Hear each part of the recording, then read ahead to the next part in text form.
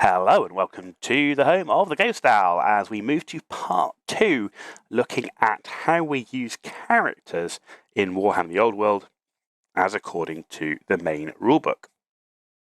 So without further ado, we're now on to characters and units. So a character can join a friendly unit during the deployment phase by literally placing them in the unit, or during the remaining moves sub-phase, and you do this by moving into base contact with a unit that is not engaged in combat or fleeing.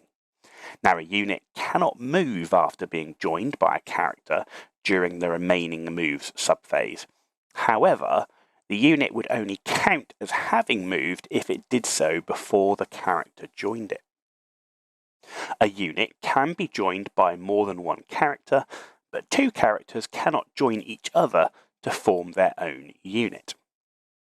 Unit strength, a character adds their unit strength to that of the unit they joined. And when a character joins a unit that is under the effect of a spell that affects the entire unit, the character will also become affected, and vice versa if the character was under the effect of a spell that affects an entire unit.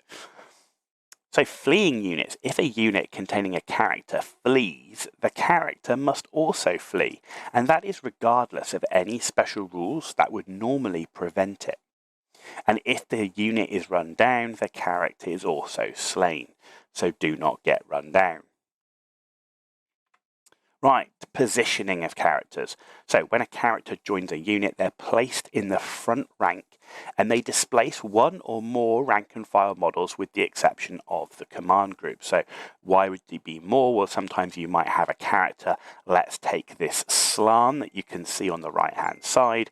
And as you can see, his base might be bigger than that of the unit he is joining, and therefore he would displace many models to fit in. Now that's assuming his base fits in nicely. Now the displaced rank and file models are moved to the rear rank. However, if you've got a character's base that does not fit neatly, so like some characters' bases that are square, for example, might be exactly the same size as 4 rank and file square base models. However, there will be cases where characters will have an odd size base that does not neatly fit with the other unit's bases that it's joining. And in that case, you position the model on the unit's flank, adjacent to and in base contact with its front rank. Now, if a unit turns or reforms, the character will automatically be repositioned to the new front rank. If there is no room for a character within a unit's front rank, it is placed in the rear rank. Leaving a unit, a character can leave a unit during the remaining move subphase by simply moving away from the unit before the unit makes its own move. If the unit cannot move for any reason, however, it also means the character cannot leave it. Measurement, distances to and from a unit that has been joined by a character, are measured from the unit as a whole, as normal. When measuring for command range, however, you do measure from the model itself that is giving the command range. Unit facing and line of sight. So when required to determine line of sight from the character, you do so from the model itself, and in such cases, the unit does not block the character's line of sight. That's interesting. When required to determine line of sight to the character, do so to the model itself. In such cases, the unit may block line of sight to the character. So that's quite interesting. So the character can see out of the unit freely in all directions that it has vision in with its line of sight. However, seeing the character, the unit that he's in will block that line of sight. So that's quite interesting. Movement. A unit that has been joined by a character always uses the movement characteristic of the slowest model. So you do need to be careful of that. If you've got a pretty quick unit and then you join it, think, oh, I'm going to add this really cool character to the unit, and then find out he's 2 inches slower moving because of his armor or something, not a good thing. So do need to think about that. Moving through the ranks. A character whose unit is engaged in combat may sometimes be required to move through the ranks. To do so, move the character to the desired space, displacing other models as required, within or adjacent to the appropriate rank. A character that moves to any space other than the front rank must return to their previous position immediately once the unit is no longer in combat. Characters and shooting. If a character equipped with a missile weapon joins a unit equipped with missile weapons, both must shoot at the same target using their own characteristics. However, note this does not apply to magic missiles or magical vortex spells. A character that has joined a unit cannot be hit by enemy shooting unless they are targeted by an attack that allows a specific model within a unit to be targeted, they find themselves lying underneath a template, or there are fewer than 5 rank and file models in the unit. Now, if there are fewer than 5 models remaining in the unit, the controlling player must first allocate hits to the unit until 1 hit has been allocated to each model it contains, and any remaining hits are divided as equally as possible between the characters and the unit. Look out, sir. So if a character is hit by a shooting attack, and if there are 5 or more rank and file models in the unit, the character can make a lookout, sir roll. On a 2+, another member of the unit is hit. If you're unlucky enough to roll a 1, the character will be hit. Characters in combat. So they may, if not in the fighting rank when their combat is chosen, move through the ranks as we talked about before to join the fighting rank. They may, if they are in the fighting rank, make the number of attacks as determined by their attack's characteristics, and they can direct their attacks or divide them between any enemy models they are in base contact with.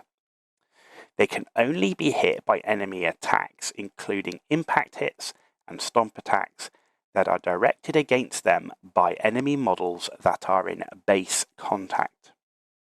They can only have impact hits or stomp attacks directed against them if there are fewer than 5 rank or file models within the unit. Too many characters. Unless a unit contains only a single rank, its fighting rank cannot contain more characters than it does rank and file models. So don't think you're going to have an entire front rank of characters. If it does, 1 or more must retire from combat. Now this is a bad thing. If you retire from combat, you move through the ranks to take up a position away from the fighting rank. You cannot make any attacks or have attacks directed against them, and you confer no benefits to the unit in the form of leadership, special rules, or anything else. So do not be in a position where you have to retire a character from the fighting rank. Excess wounds. Excess wounds inflicted upon a unit joined by a character do not spill over onto any characters that have joined it. Right, challenges, the epic cinematic part of the game with 2 heroes battling it out. Right, so how do you issue a challenge? Well, challenges are issued when a combat is chosen. Only 1 challenge can be issued per combat, and the active player always has the opportunity to challenge first. If they choose not to challenge, the inactive player can issue a challenge. To issue a challenge, a player must nominate an eligible character or champion to be the challenger, and to be eligible, the model must be within or adjacent to the fighting rank. Accepting a challenge. Once a challenge has been issued, the opposing player can nominate an eligible character or champion to accept it.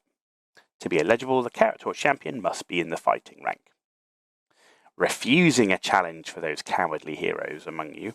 If the opposing player refuses a challenge, the player that issued the challenge may nominate one of the characters or champions that could have accepted it. The nominated model must immediately retire from combat, and as we said, this is a bad thing. You move through the ranks to take a position away from the fighting rank, you cannot make any attacks or have attacks directed against them, and you confer no benefits to the unit in the form of leadership, special rules, or anything else. So don't refuse challenges if you can help it. Once a character or champion has retired from combat, they cannot return to the fighting rank whilst their unit is still engaged with the enemy model that issued the challenge. So, nowhere to run. A character or a champion cannot refuse a challenge if they are not part of a unit or are the last remaining model in the unit, or they are part of a unit which is engaged in all 4 of its arcs, which if it is, you're having a really bad day. Fighting a challenge. Once a challenge has been accepted, the 2 combatants will direct all of their attacks against each other in initiative order. And whilst the challenge is ongoing, other models engaged in the combat cannot direct their attacks against the dueling models. If possible, dueling models should be moved through the ranks and placed into base contact with each other. And if this is not possible, the duel continues as normal. Overkill. If a character fighting in a challenge kills their opponent and causes more unsaved wounds than their opponent has wounds remaining, then for each excess wound, you may claim a bonus of +1 combat result point, up to a maximum of 5. To the death, if both the challengers survive, and if the combat continues into the next player's turn, the duel will also continue. Further challenges cannot be issued until the existing challenge has finished. And if either participant in a challenge is mounted, their mount, including the crew of a chariot, must direct its attacks against the other participant. The enemy is slain before the mount attacks are made, because the mount has lower initiative, for example. The mount's attacks may be made as normal for the purposes of overkill, obviously remembering, though, you can only overkill to a maximum of 5. So there you go, that brings us to the end of the rules for characters. There's a lot there, though I would say a lot of it is quite intuitive. It is kind of what you'd expect. There's nothing really in there that you go, oh, that's kind of weird or kind of janky. It's more about just understanding the positioning, I think, depending on what model you've got, what his base looks like. Also, understanding how challenges work is quite important. And actually, I would say in some editions, I've not seen challenges happen that much. In other editions, it's been challenges all the time. I certainly think that challenges here have good value, particularly with that overkill mechanic. So really being able to add to the combat result. I mean, if you were able to add just a +5 to the combat result, could be really good. Though, of course, you need to be quite careful, because if you've got an opponent who's willing to challenge you, then he might have some nasty equipment, or he might be geared up to kill characters and stuff, for example. But I definitely think challenges are going to be seen in Warhammer The Old World in many games, and I definitely think they have value to do so.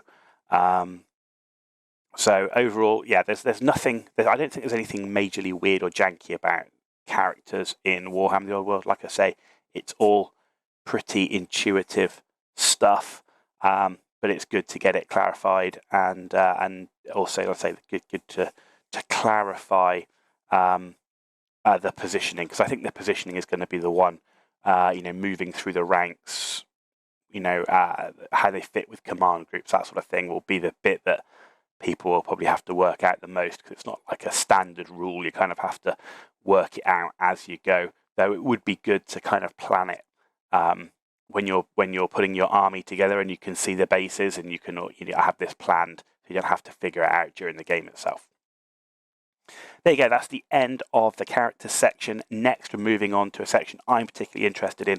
That is weapons and armor, where we get to look at basic weapons, see what their stat lines are, what their special rules are, and see which ones are the ones that are sticking out as the go-tos, and which ones are the ones where you go, this doesn't seem so great. If you enjoyed this video, though, give it a thumbs up. If you didn't, give it a thumbs down. Let me know why in the comments down below. And as always, if you want to see more content, hit that subscribe button. It's free for you to do, and it means a lot for me, so thank you for that in advance. You've been watching The Ghost Owl, and I'll see you back for some weapons and some armor.